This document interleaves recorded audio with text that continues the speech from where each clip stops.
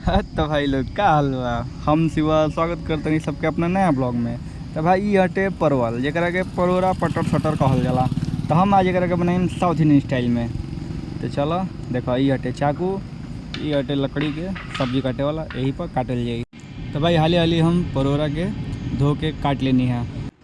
ओकरा बाद गैस चालू करके पैन चढ़ा देतनी। और देखो ये हटे बादाम, बादाम ना है ये बादाम है, मूंगफली के दाना। एकरा के बढ़िया से भून लेतनी। भाई हटे माड़ जौन भात बनावल जाला ओकर पानी जौन पसावल जाला, चावल के पानी माड़ एकरे से आटा सनाई।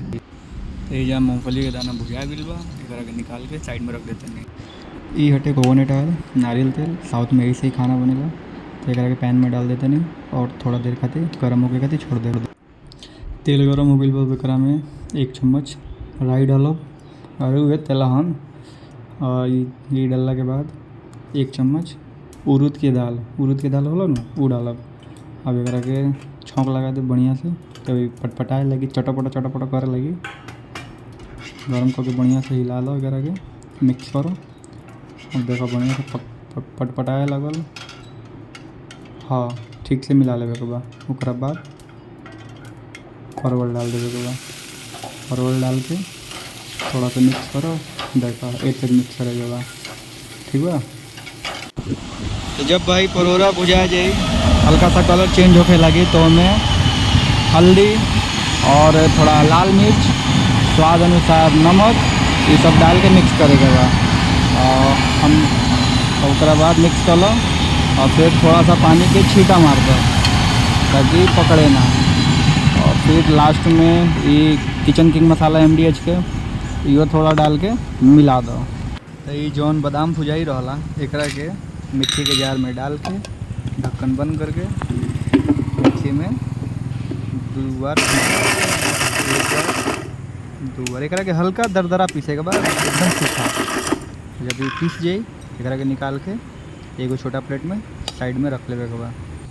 देखो भाई ना तो हमारे लगे कैमरा मैन कौन बा ना ही स्टैंड। अरे यार कैमरा तो हले नहीं के, तो कैमरा मैन कहाँ से हुई।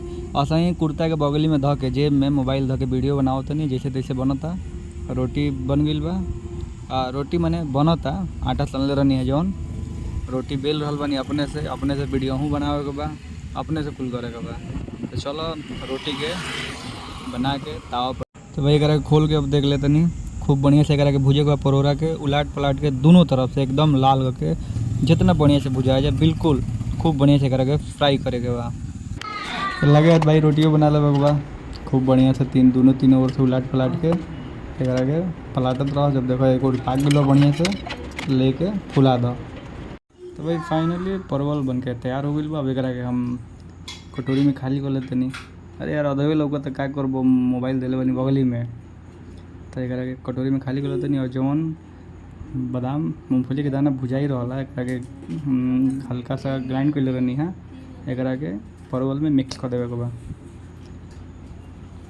खूब बढ़िया से मिक्स कर देवे के बा।